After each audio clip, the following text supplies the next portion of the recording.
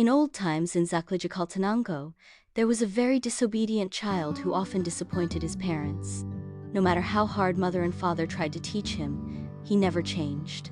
One afternoon, the boy ran away from home, looking for someone who would tolerate his mischief.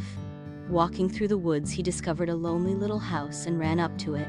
On the porch of the straw-covered house sat an old man, smoking peacefully. The boy stood before him, without saying hello or any other word of greeting.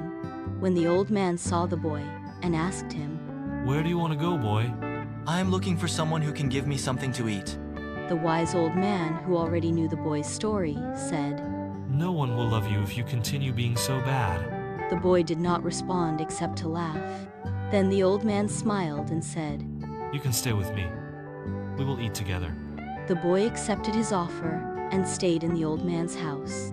On the following day, before going to work, the old man told the boy, "You should stay in the house, and the only duty you have is to cook beans in the afternoon.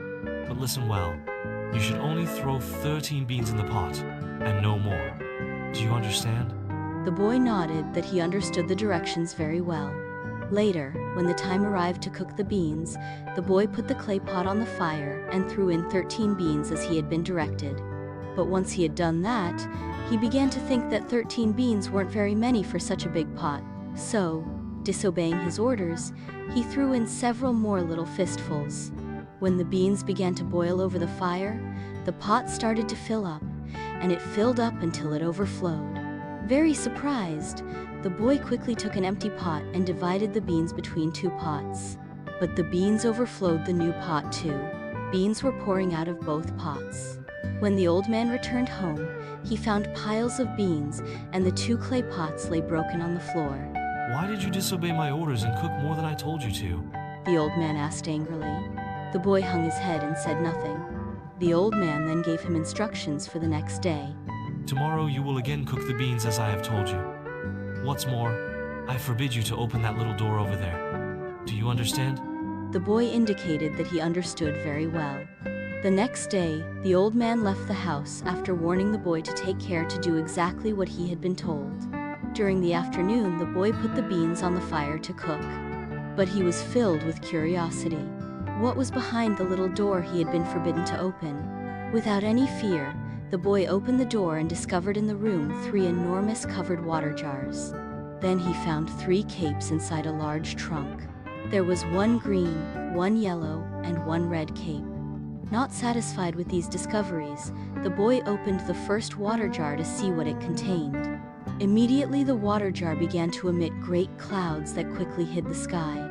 Frightened and shivering with cold, the boy opened the trunk and put on the red cape. At that instant, a clap of thunder exploded in the house.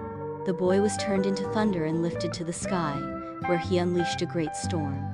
When the old man heard the thunder, he guessed that something extraordinary had happened at home, and he hurried in that direction. There he discovered that the forbidden door was open, and the top was off the jar of clouds, from which churning mist still rose toward the sky. The old man covered the jar and then approached the trunk with the capes. The red cape, the cape of storms, was missing. Quickly, the old man put on the green cape and regained control over the sky, calming the great storm. Little by little, the storm subsided, and soon the man returned to the house, carrying the unconscious boy in his arms. A little while later, the old man uncapped the same jar, and the clouds which had blackened the sky returned to their resting place, leaving the heavens bright and blue again.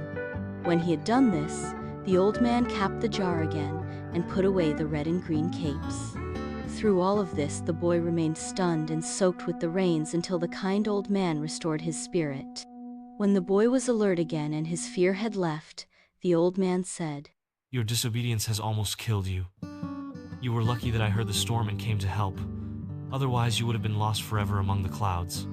The boy was quiet, and the old man continued, "I am Qich Mam, the first father of all people and founder of Xaqla, he who controls the rain and waters the community's fields when they are dry.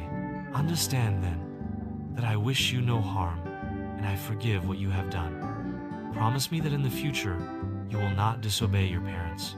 The boy smiled happily and answered, I promise, Qich Mam, I promise. Qich Mam patted him gently and said, Then return to your home and be useful to your mother and father and to your people. From that time on, the boy behaved differently. He left the forest to go back home to his parents.